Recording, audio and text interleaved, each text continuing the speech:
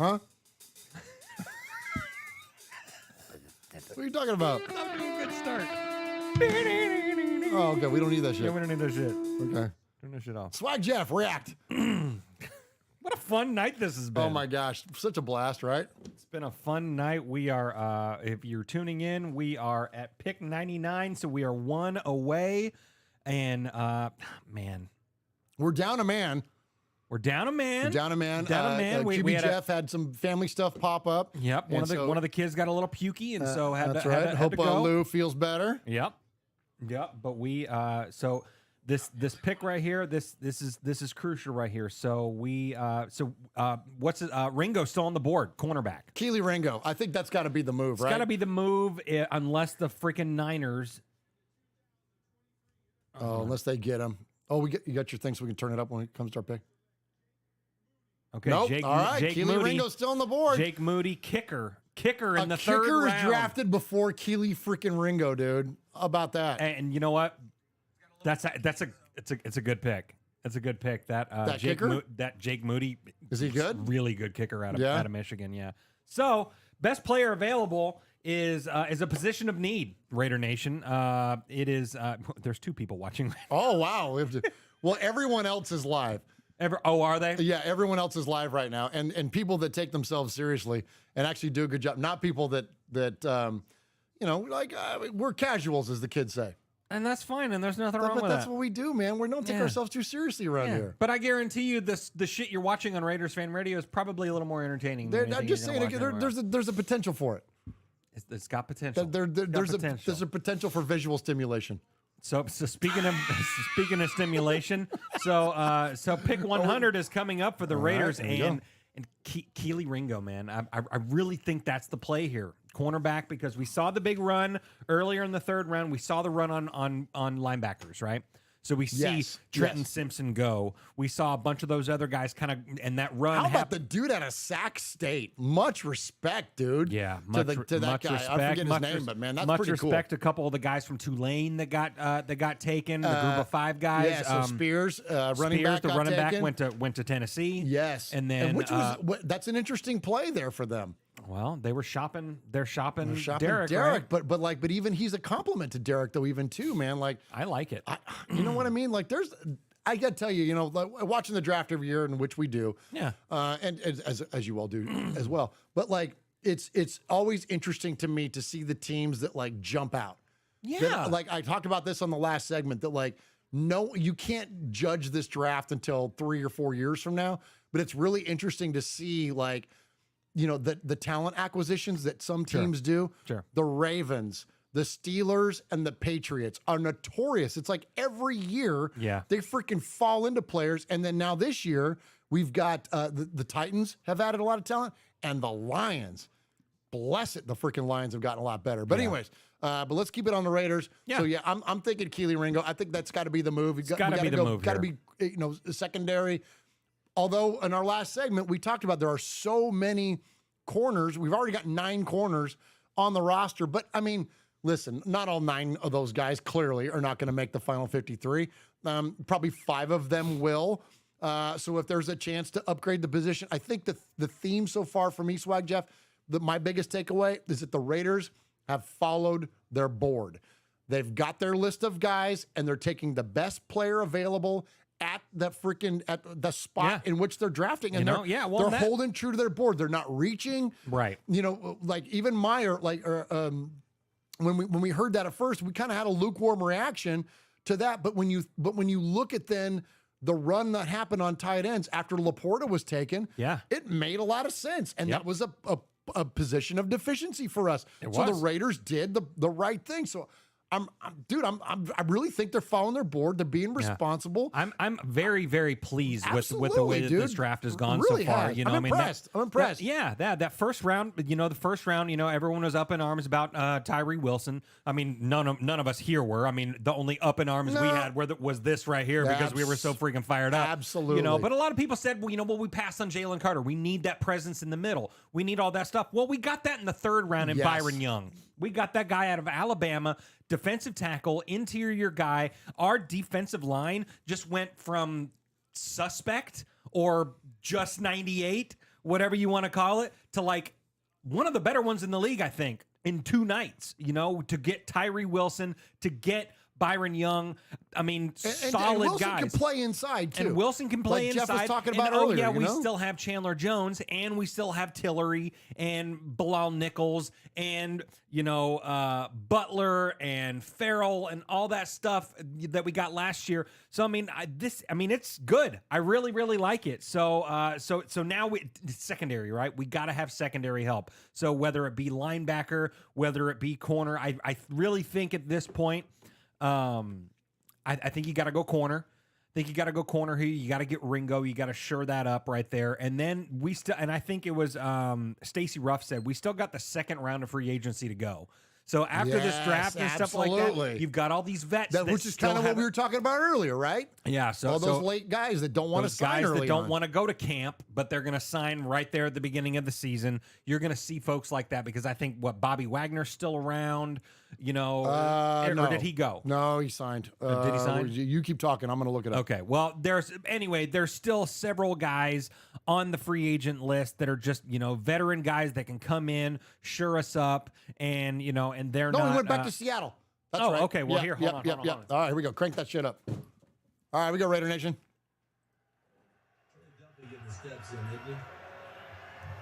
With the 100th pick in the 2023 NFL Draft, the Las Vegas Raiders select Trey Tucker, wide receiver, Cincinnati. Wow, I wish we had Murphy here. I wish we had QB Jeff to tell us about this group of 5 guy out of Cincinnati, 52 receptions, 600 yards.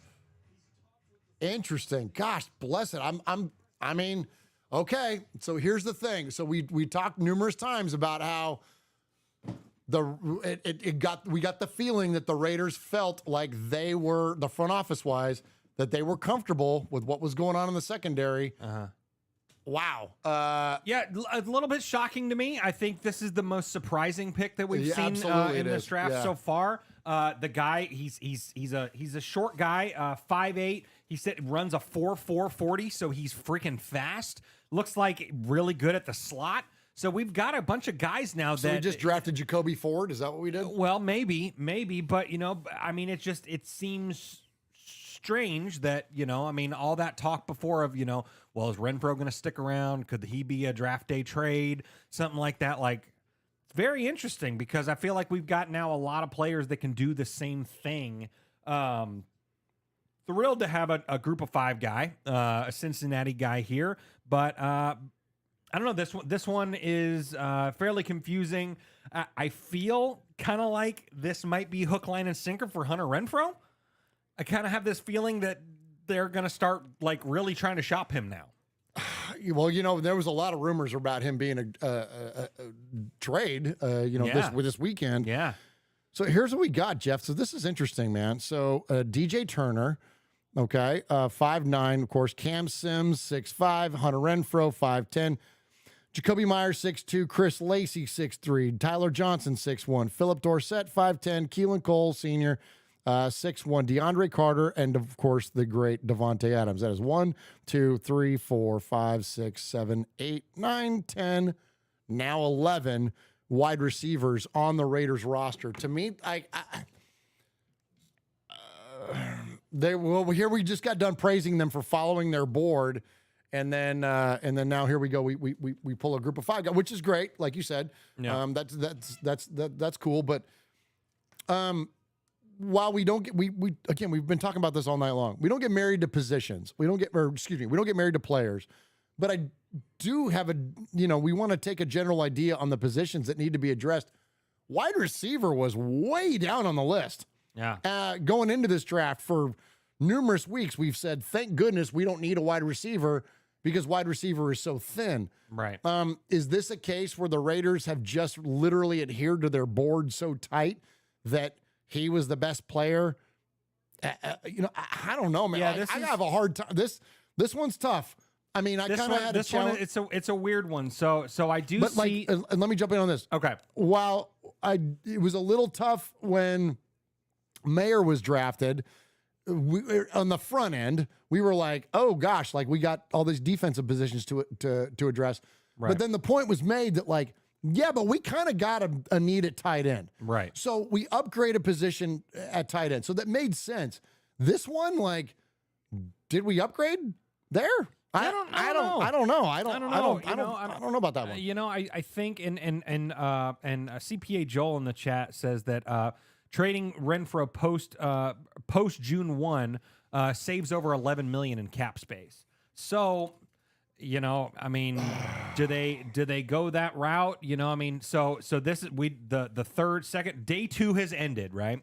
So they just so Minnesota just selected Mekhi Blackman out of USC corner. So ahead of Kelce Ringo again. Another guy, yeah, that guy. Man. I don't know what his. There's something going on with that. I don't know if it's a medical thing, what it is, but a lot of teams aren't liking him early.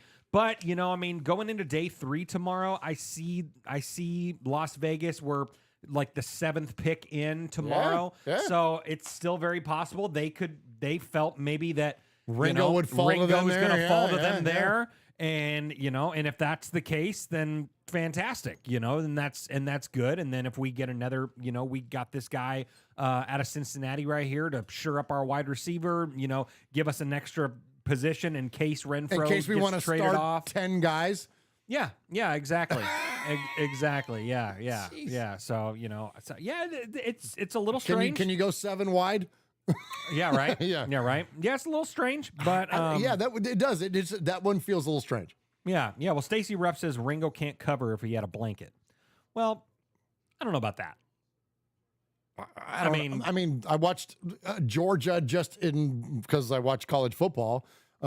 He seemed pretty freaking good to me. I mean, going up against, listen, we've often, heralded the UT offense, and freaking Georgia shut down that UT spread offense. One of the very few teams that could do it in the SEC this year that shut him down. And Kelce Ringo was a critical part of that. So I don't know. I wouldn't say that he can't cover anything, but again, we're not tape guys, so I'm not going to pretend to be. Yeah, but, I don't want, and people are going to, right? So we've picked a wide receiver to close out the 3rd round and stuff like that, and people are going to shit on Dave Ziegler and Josh McDaniels and all that stuff. And like we said, weeks and months leading up to the draft, give these guys a chance to fail, and you're not going to know if they fail tonight. No. You're not going to know that. And it doesn't make sense to you, and that's okay. Maybe it's not supposed to, because you don't work for the effing Raiders. You don't work in the NFL. If anyone that's a executive member of the Las Vegas Raiders that's watching this show, like, thank you so much, but it ain't none of y'all. Okay? So and also too, like, we were joking too, that like there's a component of Raider Nation that's just gonna be pissed off no matter what. It doesn't matter. It, like, literally, they could draft, they could reach for a guy, they could trade down, they could trade up, they could draft right where they're supposed to be, they could take BPA, they could take best defensive player available.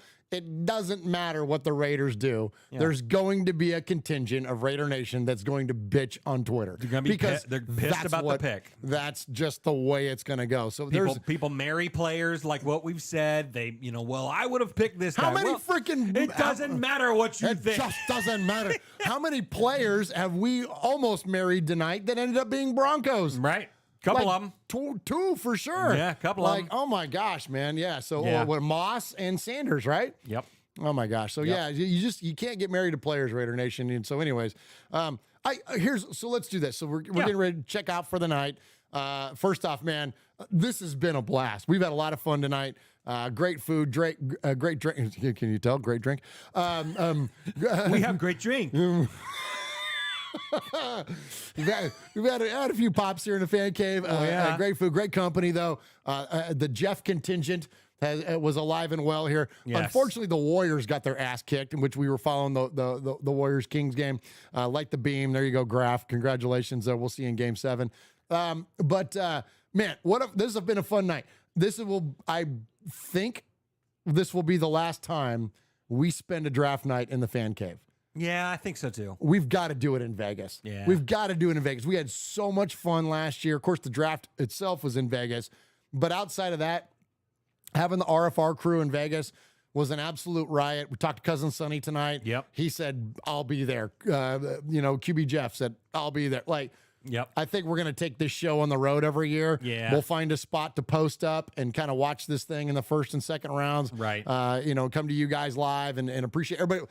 I can't read the chat, but thank you to all of you that are watching tonight live and have been jumping into these little post picks scenarios with us. We appreciate you also very, very much. Thank you for supporting Raiders Fan Radio and of course the One Nation Foundation.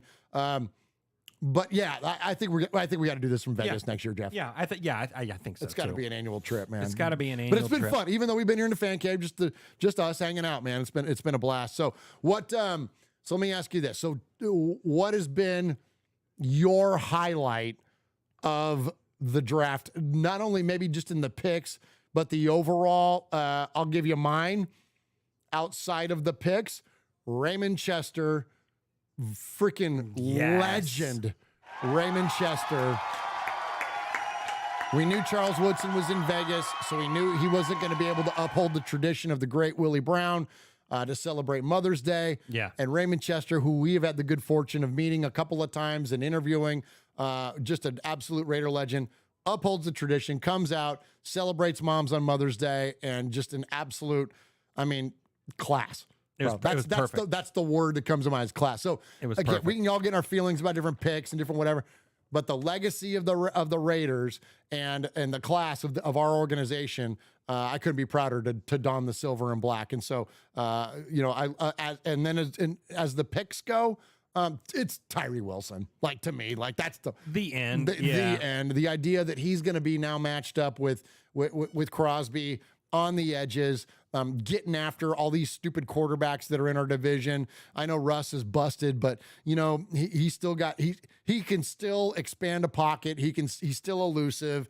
He's still got that deep ball. Right. He may have whatever. I'm not going to speculate on the man's mental condition, but whatever. But like, there's other things I think that are affecting Russ's life. But he still can be effective. Now we got two guys to bookend his ass and to take him to the ground. Right. Same thing with Justin Hebert. And then, of course, Kermit the Frog. Like, that's the big thing we've got to do. And so I'll say this before I shut up and turn it over to you for your draft takeaway, your big takeaway so far. I still see that we're building to beat the Chiefs. That is it. Like, if this wide receiver, all the way down to just this wide receiver that we just drafted, where on paper, on the optics of it, don't necessarily make sense to us as Raider Nation. Mm-hmm.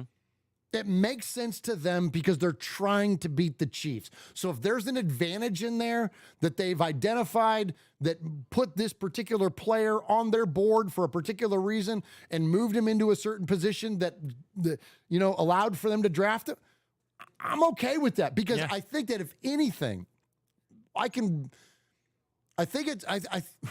genuinely think that this regime, and mainly Josh and Dave, have that understanding that it starts and stops in Kansas City. If we can't beat them, we're screwed. And I almost dropped another word there. But that's the bottom line, Raider Nation, that we have to be able to go in an Arrowhead and beat them. We have to be able to take care of them, especially at home. Right. That's the reason we've moved on from certain players that we loved, players that we were diehards for. But we moved on from them because we couldn't beat the goddamn Chiefs. Yep. And if this draft has told me anything, that we've addressed positions that have really addressed beating the Chiefs. Not even necessarily like the broader scope of a roster, like an NFL roster would be. It's the Chiefs. That's gotta be it. Like, I've never felt more compelled about that idea than I do now, because they're literally have become an all-world football team. They are on the verge of becoming one of the all-time greatest teams with one of the all-time greatest quarterbacks in the history of football. Right. That's what we got to compete with to beat, to be able to freaking crest the mountain, man. Yeah. Like that, bottom line. Yeah. So anyways, all right, I'm going to shut up now. Swag Jeff, big takeaways from the draft. Yeah, well, and you said it right there, man. The team, it's clear that the team is willing to move on from our favorite players. It's clear that, bringing in all these wide receivers, that Hunter Renfro ain't safe. You know what I mean? Like, stuff like that, I'd have never, and I'm cutting you off, sorry. Yeah. If you would have asked me 2 years ago, if this team would ever decidedly move on from Derek Carr, Hunter Renfro, and Darren Waller, I said, you're no, and no. freaking crazy. Yeah, no, and no. no, and no. Absolutely. But guess what? Those guys weren't beating the Chiefs. There you go. Plain and simple. Yeah, because at the end of the day, that's what you want. So, so you bring in Tyree Wilson, who's going to put Mahomes on his ass. You bring in Byron Young, who's going to put Mahomes on his ass, who's going to help put that pressure on him. Because like what we've said, and you talked in one of the previous shows that we did tonight, like it's okay if you have a mediocre secondary, if you can get to Mahomes in like a couple seconds. Yes. If you can put him on his ass, you saw that blueprint in that Super Bowl when they got beat by Tom Brady. Jason Pierre-Paul, Devin White, Levante David. Had him scrambling around, running for his life, putting him on his ass, all that kind of stuff. That is the key to beat them. So now we have a defensive line that can get after it, get after him, have rotational pieces come in where instead of just relying on Tillery in the middle or Bilal Nichols in the middle, now you rotate that guy in. And now you got a guy like Byron Young that can come in the middle. Fresh legs, bust man. it up. Fresh. Absolutely, man. Always keep them going. Always have the fresh, exactly like you said, fresh legs, fresh energy, all that stuff coming in. And they're just going to wear that offensive line out, and it's going to wear Patrick Mahomes out. So I'm all about it. I think it's great. Yes, it's a little bit surprising that we took a wide receiver, but, like we said, they know what they're doing. They know what the blueprint is. They know what they're trying to build. So just shut up and let them build. And let them go. And you said it too, like, so in considering the idea that we got to beat the Chiefs, right? So what is one of the most valuable, if not aside, well, I would say one of, because after Patrick Mahomes, who is the absolute most valuable piece to the Chiefs offense? It's Travis Kelce. It wasn't even Tyreek Hill, who's gonna be a Hall of Famer. Like it or not, that's what that dude's capable of. And he was secondary to Travis Kelce. So what did the Raiders do? We went out and got a guy that's gonna be a high-end tight end because Darren Waller, for whatever reason, wasn't fitting, whether that was personality match, whether that was buy-in, whether that was age, whether that was whatever, it doesn't matter. They felt that he wasn't the guy. I don't even think he felt like he was the guy anymore. And then now, so here we go. So that's what we did. And so it's like, that's where we got to go toe-to-toe. It's got to be it's literally building toe-to-toe for this freaking team, man. Whatever they have, we have to have a counter punch for it. Amen, dude. And like another thing that they have been notorious for over the past handful of years, speed on offense. If it's not, Mecole Hardman, it's Tyreek Hill. If it's not Tyreek Hill, it's Byron Pringle. If it's like they're constantly bringing in speed. So what did we do? We brought in speed. Like there you go. I'm telling you guys, it's like checking boxes, man. And like where it may not make sense to us, or at least again, go back to the optics of it, where it's like, okay, we're all looking at this going defense. 25th ranked defense sucks. If existing offense has better defense, record is better. I don't disagree with that one single bit. But now I also can kind of come to the understanding is that we need to expand that thinking, and that we're what you just said, toe to toe. I know quarterbacks don't play quarterbacks. I know wide receivers don't play wide receivers. I know tight ends don't play tight ends. I also know that, Frank Clark doesn't play Max Crosby. But if you got Frank Clark, you have to have a Max Crosby. Right. And if you got a Max Crosby, you need a Tyree Wilson. You know what I mean? Like, you got to keep building on these positions, Absolutely. man. You got to out them on every single freaking... Yeah. Well, this game is half mental, right?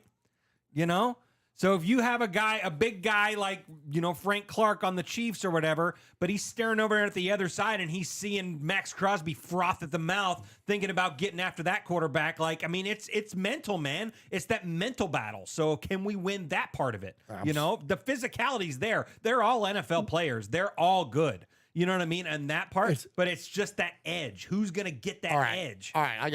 I thought we were going to get out of here, but I want to compliment you on that. That's a very interesting point, is that, and I think at the surface level, like, you can take that a certain way. But if you dig into it, that's almost cursed again. That's the Raiders. Bro, that's what our team has missed for years. Right. Al Davis crafted the Raiders to be intimidating, from the time an opposing fan pulled into the parking lot of the Oakland Coliseum to when the buses, the opposing team's bus came into the Oakland Coliseum, to the time they marched into Mordor, otherwise known as the Oakland Coliseum, they got into the stands. The locker rooms were terrible. They thought we watered down the grass. They thought we put helium in the footballs. They thought we freaking, wrote dirty messages for the other. Everything was stacked up against the other teams to be intimidated on a mental side of it. That's Al Davis football defined. That's what, and guys like John Madden perpetuated those thoughts and those theories and all that, and expanded it into this wonderful mystique that built the Oakland freaking Raiders. You're right. You're so right that Ted Hendricks, Ben Davidson, Lyle Alzado, Jack Tatum, George Atkinson, these guys were built on intimidation, looking across the field. There was no greater rivalry, or one of the great rivalries.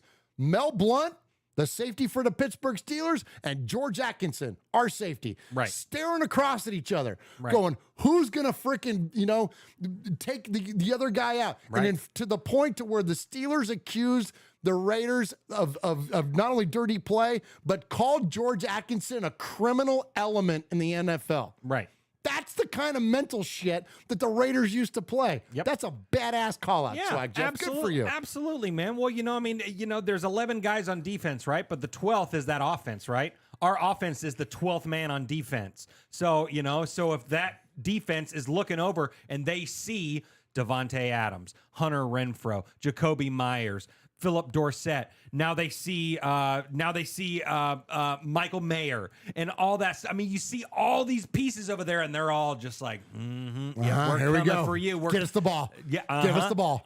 Yeah, of course, man. Dude, it's mental, man. You got me fired up, Swaggo. Absolutely, stuff, man. bro. So I love it. So yes. So a lot of people in the chat are we need corners, we need linebackers. Yes, we know. And they'll address those.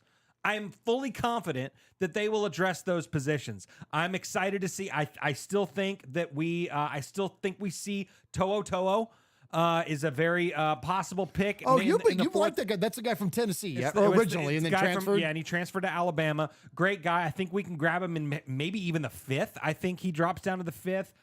We could definitely still see Ringo in the 4th. So, we're going to address those positions. So rest easy. I think this is going to be just fine. There's Clark Phillips, the 3rd out of Utah still. Of course, Keely Ringo, as we mentioned. Right. There's Hodges Tomlinson out of TCU still. There's Darius Rush out of South Carolina. There's Corey Trice out of Purdue. I think that's probably where the reason, that's the reason that this thing has gone so long on corners. Is that and QB Jeff? I wish he was still here. And Greg Lira in the chat says Sewell from Oregon, linebacker, solid linebacker as well. And so there's still we got options. And just keeping on corners, we got Jalen Jones out of A&M is in there. Cameron Mitchell out of Northwestern.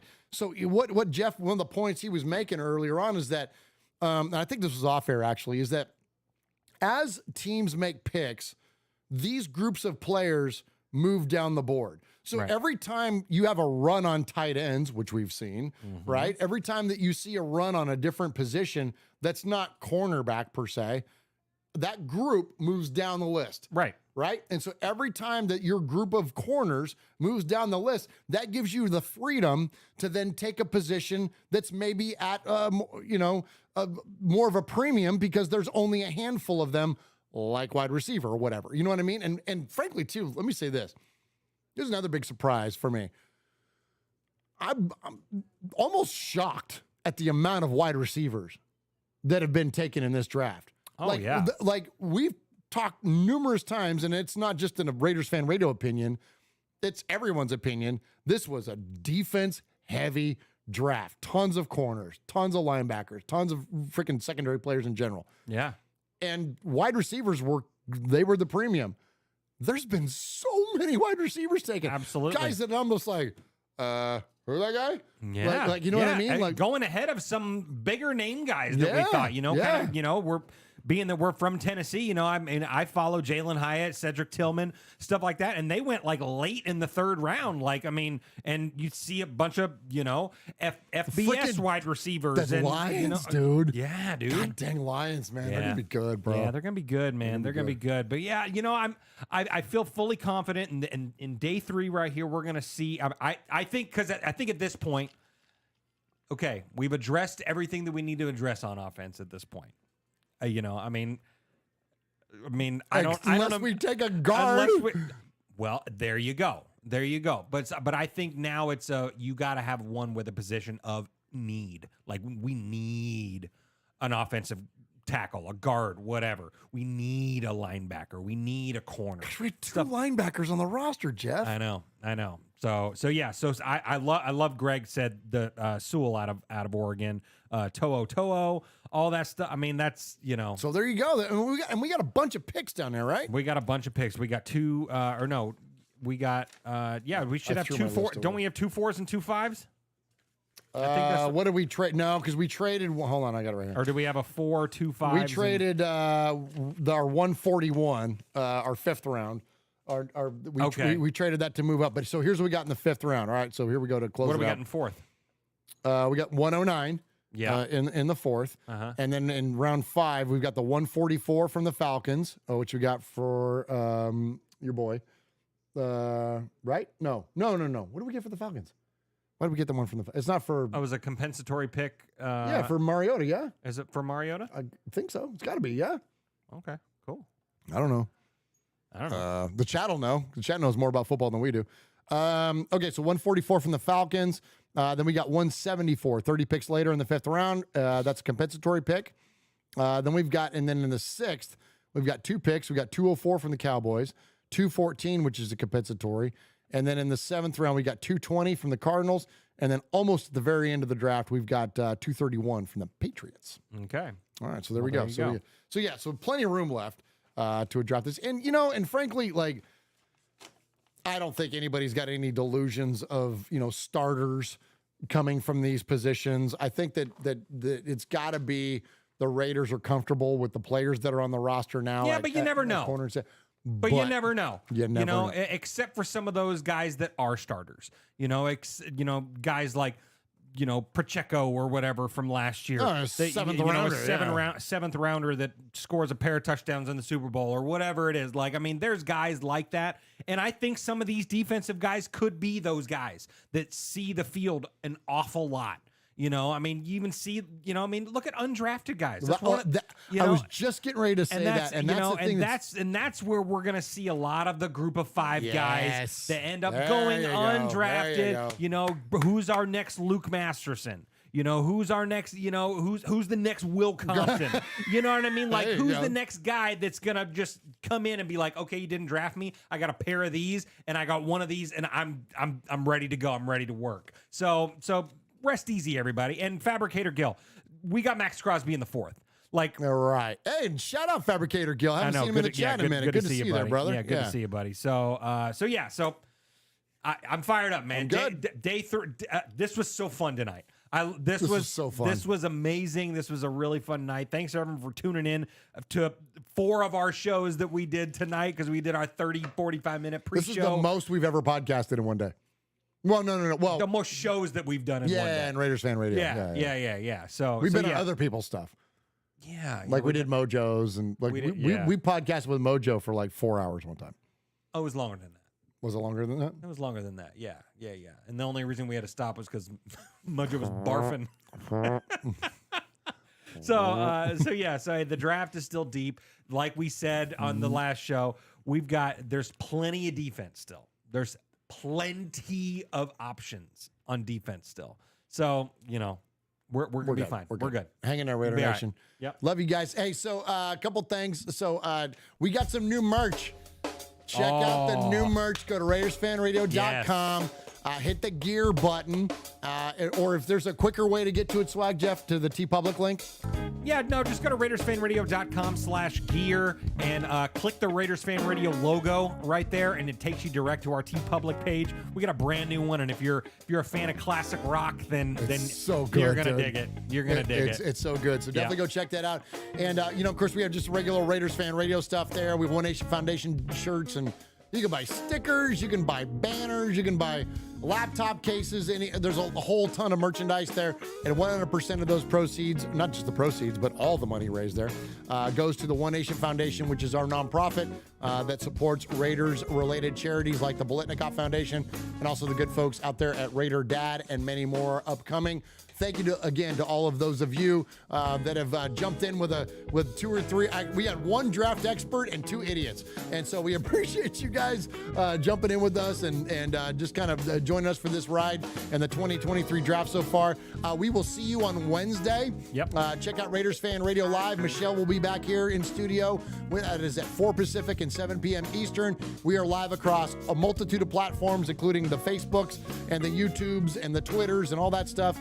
Just look for us at Raiders Fan Radio. And if you're an audio subscriber, just look for Raiders Fan Radio on any of your favorite podcast services like Stitcher, iTunes, Google Play, Pandora, Spotify. Just search Raiders Fan Radio. And when you do that, please do us a favor, rate, review, hit that subscribe button, because all of it boosts our advertising exposure. And we got a new advertising partner, Swag Jeff, the DraftKings. Oh, look for us with the DraftKings. Big boys that come to play, huh? I'm telling you, we're taking this thing to the next level there for the One Nation Foundation. So appreciate and it's all you all. thanks to you, Raider Nation. Amen. Take us home, Swag Jeff. Absolutely. Thanks everyone for tuning in for this draft night 2. What is this? I don't know. Get it out, though. Yeah. We'll get it out. So, hey, night 2 of the draft. That's what we did tonight. Baby. Thanks, everyone. And all 4 shows for some of you guys that just stuck around and just hung out with us all night long. Thanks, QB Jeff. And QB Jeff, man. Much respect. Because, yeah, he was the expert in here. I know, We're he's just a the one couple of that- dumbasses that drink Tito's. So thanks, everyone, for tuning in for another episode of Raiders Fan Radio, where we take a lighter side journey into the dark side. Well, at least most of us do. So there's a couple sad sacks in the chat, but that's okay. You sad sack away. Yeah, you'll be all right. You'll be all right. Hey, we love you guys. Much respect. What happens in Vegas started in Oakland. Adios, malingerers. Enjoy the rest of the draft weekend. Just do that. Just enjoy it. Trust the team. Trust the shield. Oh, trust the shield, bro. I just Trust want a the shirt. Good night, guys. Get on YouTube. Love you. Bye.